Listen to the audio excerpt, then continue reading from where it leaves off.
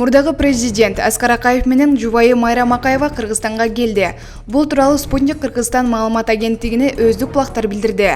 Жубайлар өткөн күнү кыргыз-казак чек арасынан өтүп келишкен. Алар Улуттук илимдер академиясында жана Политехникалык университетке лекция окуганы келгени айтылды. Лекциялар качан болору белгисиз. Акаев Кыргызстандан 2005-жылы март окуясынан кийин качып кеткен. Биринчи жолу 2021-жылы Кумтөр иши боюнча сурак берүүгө келип кеткен. Андан кийин элге кайрылуу жасап, Кумтөр долбоору боюнча чечимди өкмөткө ишенип кабыл алып бергенин айтып, кыргызстандыктардан кечирим сураган. Башкы прокуратура кийинчерээк ага карата иш токтотулганын билдирген. Маалымат Спутник Кыргызстан.